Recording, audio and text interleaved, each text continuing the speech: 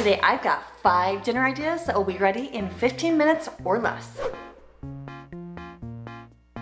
Now tell me, are you like me? Because I don't actually enjoy spending hours in the kitchen making dinner. My name is Kathy, and yep, I'm an air fryer addict. And that's because cooking with an air fryer is not only more fun in the kitchen, it makes that whole cooking time thing a lot faster. So here are 5 speedy dinner ideas just for you. Are you ready? Let's go. Now this blackened chicken with avocado cream sauce is in my cookbook. It's on page 73 if you already own it. If you don't own this yet, maybe it's about time. You can snag it at yummyairfryerrecipes.com, and yes, we ship all over the world. Now don't let this long ingredient list overwhelm you. It's just like 6 spices, and you want about 1.5 pounds of chicken. This is the chicken I have on hand. Usually you're gonna get 3 to 4 breasts with all of this seasoning recipe. Here's the 6 spices. We got a teaspoon of paprika, a teaspoon of ground cumin, a teaspoon of onion powder, a teaspoon of pepper, and a ½ teaspoon of salt. And then you could just throw in a pinch of cayenne pepper, or if you really like that kick, go as much as a ½ teaspoon.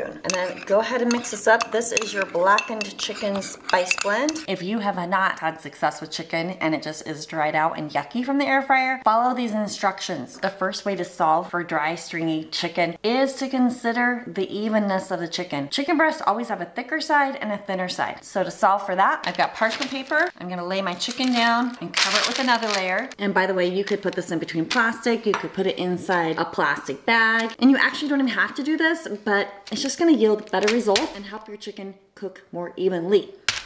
So I'm just pounding down that thicker side of the chicken. And now you can see that chicken is much more even. So I'm gonna just spray some oil on first. That is because I am seasoning this and I want the seasoning to stay on the chicken. And this is a blackened chicken recipe, so we are just gonna load on the seasoning. And remember, depending on the size of chicken you have, you could end up with 4 breasts. So since I only have 2, I'm not gonna use all of that. And to keep things clean, I'm gonna use this air fryer parchment paper. Pop that right in the basket. Now chicken is always a variable because of how thick it is. So depending on how thick it is, we're gonna go running it for 10 to 15 minutes. I'm gonna put it at 15 minutes and hit that shake reminder so I can check it and see where we're going. And while that's cooking, we're gonna whip up some avocado cream sauce. Honestly, this sauce is so good, you could easily double it. It really tones down the spice of this blackened chicken. My avocado's a little underripe, but we're gonna make do. You're gonna wanna start with half of an avocado, and I just use my immersion blender to mix up this sauce. It's gonna go easier if you kind of chunk it up a little bit. You could also do this in a regular mixer. Then you'll want a 1/3 cup of Greek yogurt. Make sure it's a plain Greek yogurt. You don't want any flavoring in here. You could also use sour cream in a pinch. And then a tablespoon of lemon juice, and just a ½ teaspoon of garlic powder, an 1/8 teaspoon of salt, and an 1/8 teaspoon of pepper. And you're just gonna blend that up to make your cream sauce. So honestly, this is so good. I really would double this sauce. It would actually make it a little easier to mix with this immersion blender too. All right, this has been running for almost 10 minutes, and I'm just gonna use my instant read meat thermometer. And yep, I think we're right on track. I'm gonna go ahead and give it a flip. We're aiming for 165 on the internal temperature, so I'm gonna go ahead and just let that finish cooking. All right, and here we go. Ooh, yeah, that looks so good. And we are hitting that point right here at the thickest section. Once you get to like 155, 160, you can just let it rest because it's gonna continue to cook. And that, my friend, is the secret to non-dry, stringy chicken. And look at that beautiful chicken. Now this gorgeous sauce, if you wanna get really fancy pants, just get a little baggie, snip a corner, and then just spoon some of that topping, whoops, right in there, and then just pipe it right on top to make it look pretty. Now, this is the blackened chicken with avocado sauce, and like I said, I like extra sauce. You already started. 10 out of 10. Holy cow. 2/3 Wow. spicy. I mean, no, 2/5 spicy. You've had this a lot of times. Do you remember that? No. I don't remember ever having this. Ooh, here comes the kick. What cake? That was good. Hey, 100% 5 for me all the way. Wow. Oh my. That sauce is so good. Easily 5 out of 5. Look who got a haircut, by the way.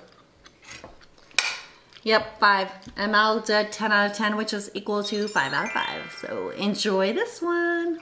Chicken Parmesan is a classic comfort food, but sometimes I really do not enjoy messing with all of the breading. So this is my shortcut recipe. And yep, I'm cheating. Just buy some chicken breast fillets that are already breaded. I really like this brand, Just Bare. They sell them at Costco if you have one. And then some marinara sauce. I also love this brand. And some mozzarella cheese. And look, they have air fryer instructions. For this one, I'm gonna use my dual blaze. And it said 360 for 17 minutes. I kind of feel like that's a little high, but I will check on it and we'll see. All right, let's take a look. I'm just curious how those air fryer instructions were. And boom, yep, these are plenty cooked. All right, then go ahead and throw some cheese down and then some of your favorite spaghetti sauce and then a little more cheese.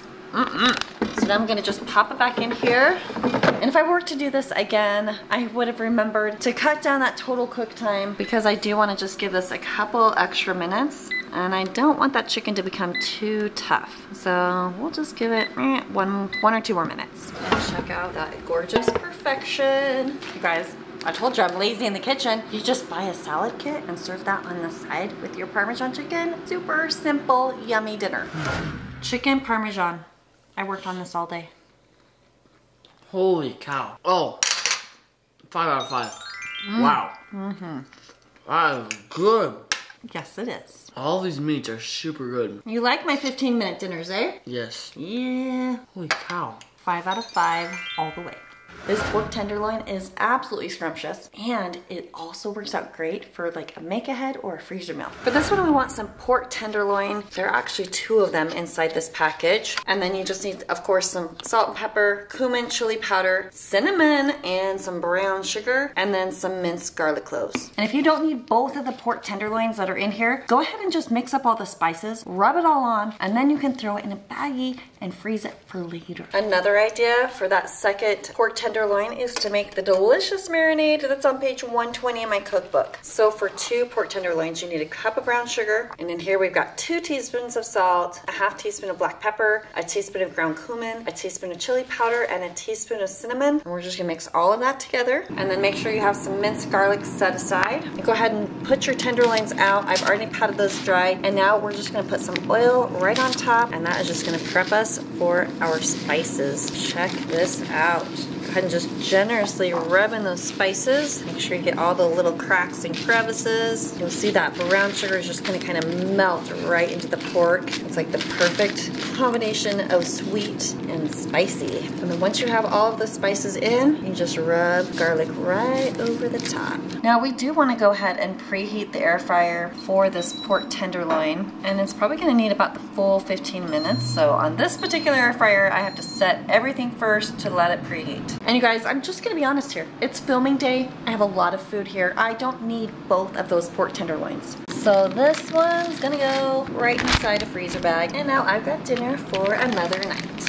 All right, this one is ready. Just to warn you, all of this caramelization here, it gets pretty messy in the air fryer. So I definitely want to use my parchment paper. Don't worry, your tenderloin will be bigger than your air fryer basket, but the little end piece over here, you're just gonna tuck in because it's thinner. We don't want it to overcook. And it's okay if you have a little slight curl there. And we'll just pop it right back in. And I took too long to get it in, so I'm gonna crank the time back to 15 minutes and we are good to go. On my free internal temperature guide, by the way, you can get that at internaltemperaturecharts.com, we can see the whole pork needs to cook to 145.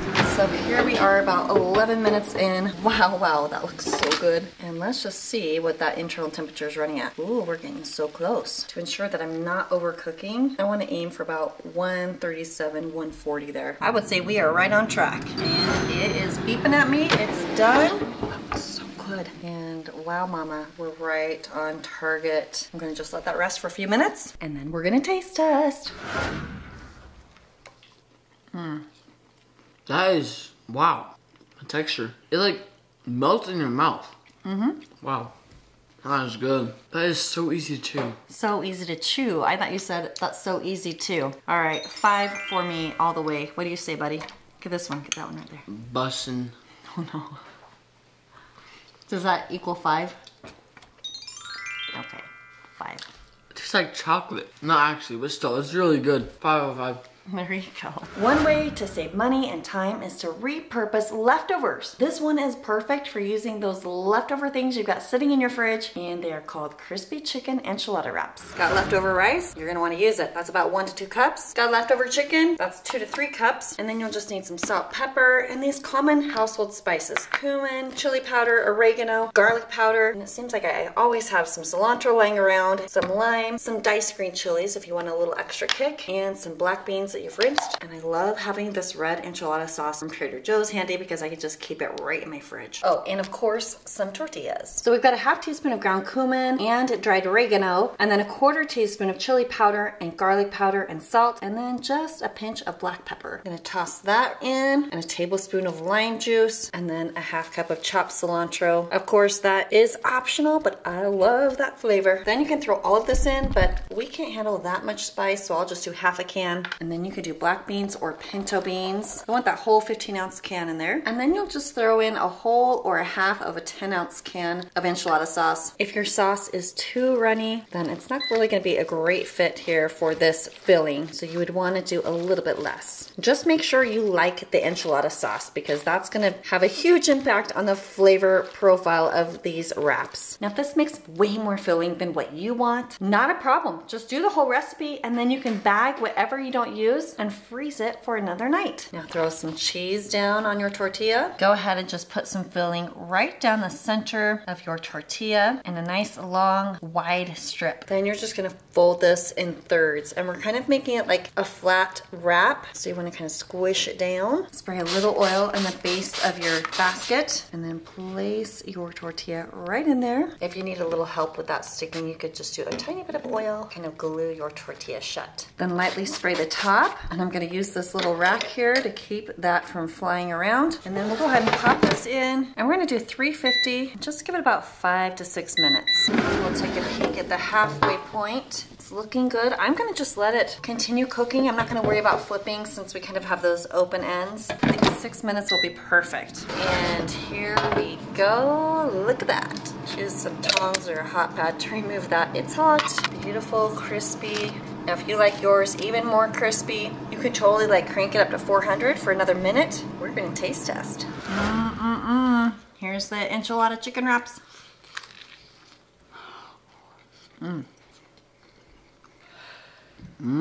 Wow. Mommy says 5. That was good. All right, that's probably a 3 out of 5. No, I'll say a 4 out of 5. It's hard to make anything a 5 out of 5 after that last one. So 4 out of 5. There is lots of taste. Lots of flavor. I do like it. Okay, 5 for me. Mal, what'd you say? 3. Oh, Mal voted 3. So yummy. So good. This one is gonna work in a slow cooker or an Instant Pot, but the yummiest and fastest way to prepare it is in the air fryer. And yep, it's on page 43 in the cookbook. You only need 6 ingredients: meatballs, honey, ketchup, soy sauce, minced garlic, and brown sugar. We'll top it over some rice and have broccoli on the side. Now you can do this in any air fryer, and because the Blaze has a burner there and up there, I'm taking the tray out and I'm just gonna use the pan. And check it out. I can put all my meatballs there in the bottom in a single layer. Of course, you can always cut this recipe in half. We're gonna cook these at 350 for 8 minutes. If you have a regular air fryer, you will want to rotate those at 4 minutes. And while that cooks, we're gonna make the glaze. I need a 1/4 cup of brown sugar and a 1/3 cup of honey, or 111 grams if you don't like to mess with measuring cups and sticky stuff. A 1/2 cup of ketchup, or 136 grams. 2 tablespoons of soy sauce, and 3 minced garlic cloves, or a 1/2 tablespoon. And just whisk that all up to combine that honey and the ketchup and everything. All right, now they're cooked through. I'm just gonna pour this glaze right on top. Even if you're using an air fryer that has the grates, you can still put the glaze on top. Maybe just save some for the end as well. But not gonna lie, it's pretty handy to just have it right here at the bottom of the pan. Gonna just stir those up and then pop them back in the air fryer, and we'll just let it run for about 2 more minutes. Look how gorgeous those are right there, y'all. These could be a little standalone appetizer if you wanted. Now, here's something I've been doing lately with my frozen broccoli. In instances like this, I'm just gonna throw it right over the food in a single layer. I'm gonna bring it down to 330 and give it about 8 minutes to cook it up. Because see, all in one, ready to go. Throw the meatballs and broccolis on top. And I got someone ready to taste test. This stuff is bussin'. More 15-minute air fry recipes just for you. And you've got to check this one out as well. Thanks for watching. I'll see you on the next video.